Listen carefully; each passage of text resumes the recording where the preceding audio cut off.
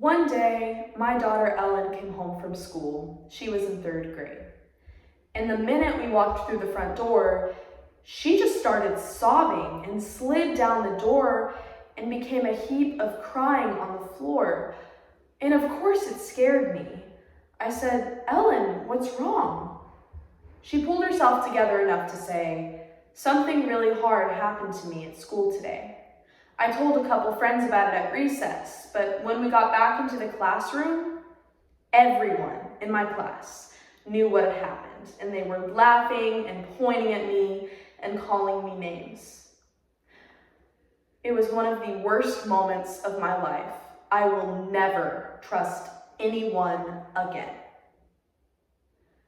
The kids in her class were being so disruptive that her teacher even had to add marbles to the marble jar. The marble jar in the classroom is a jar where if the kids are making good choices together, the teacher adds marbles. If they're making not so good choices, the teacher takes out marbles. I took a deep breath and I said, "Ellen, trust is like a marble jar. You gotta share your stories and hard stuff with people whose jars are full. They've done thing after thing after thing where you're like, I know I can trust this person. Do you have any marble jar friends?" And she said, "Lorna's a marble jar friend. If there's ever not a seat for me in the cafeteria, she'll scoot over and give me half a hiney seat just so I can sit with her." This is not what I was expecting to hear. Surely trust cannot be built by these small, insignificant moments in our lives. It's gotta be a grander gesture than that.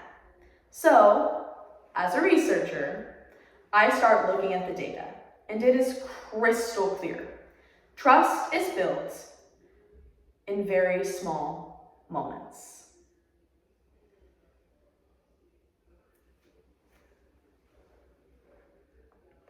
Brené Brown, a decorated author and speaker on shame and vulnerability, carries us with her as she branches out to trust. Her concern for her heartbroken 3rd grader evolved into a 10-year project on what trust is and how to trust someone. This is The Anatomy of Trust by Brené Brown.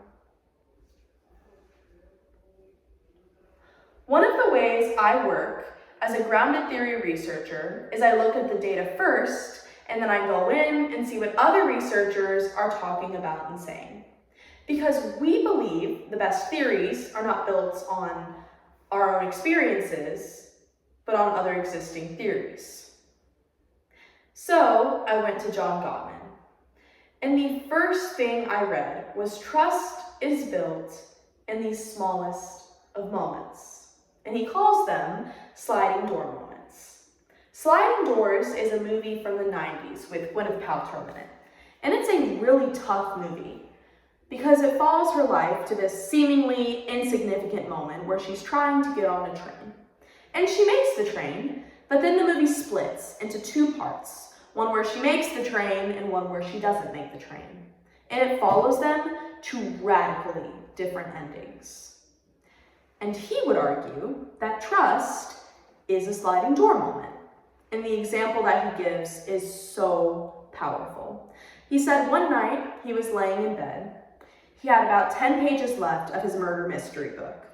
He said he wanted to get up, go brush his teeth, go to the bathroom, get back in, and not have to get back up.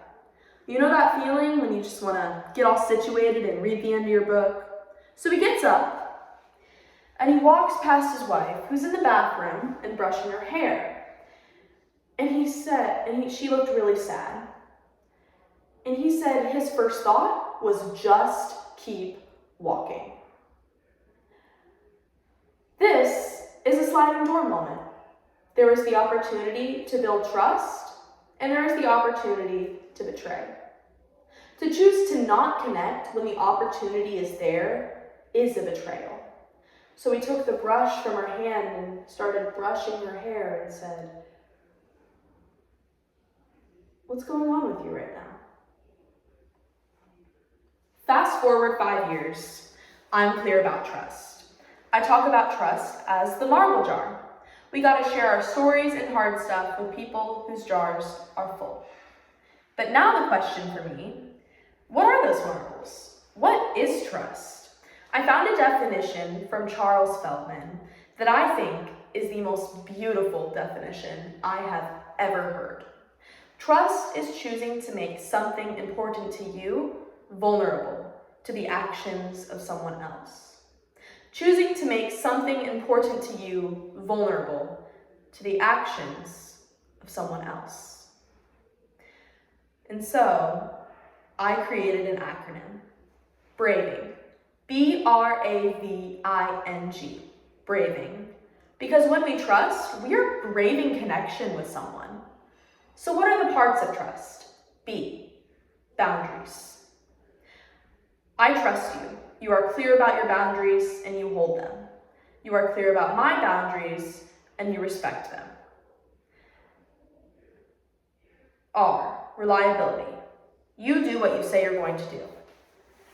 And not once, over and over and over again. There is no trust without reliability. A, accountability.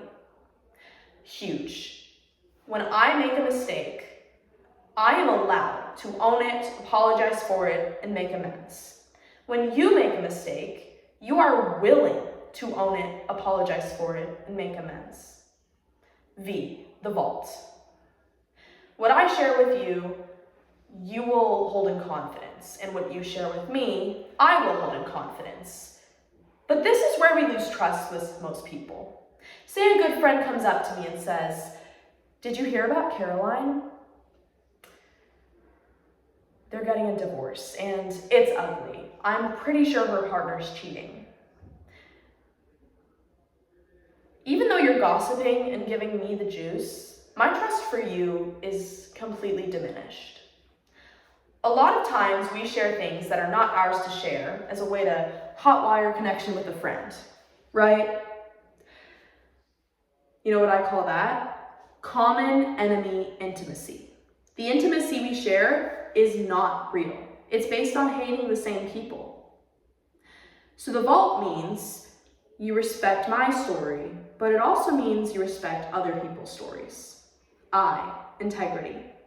Choosing courage over comfort, what's right over what's fun, fast, or easy, and practicing, not just professing your values. I can only be in a trusting relationship with you if you act from a place of integrity and encourage me to do the same. N, no judgment. I can fall apart, ask for help, and be in a struggle, and you will not judge me. You can fall apart, ask for help, and be in a struggle, and I will not judge you. Real trust only exists when help is both reciprocal and non-judgmental. And lastly, G, generosity. You will make a generous assumption about my words, actions, and intentions, and then check in with me. Say I do something, say something, forget something. You will make a generous assumption and say, yesterday was the 1-year anniversary of my mom's death. And it was really hard for me. And I told you about it last month. And I was really hoping you would have called. But I know you care about me. I know you think it's a big deal. So I just wanted to let you know that I've been thinking about that. As opposed to not returning calls, not returning emails, and waiting for the perfect time to spring, well, you forgot to call, right?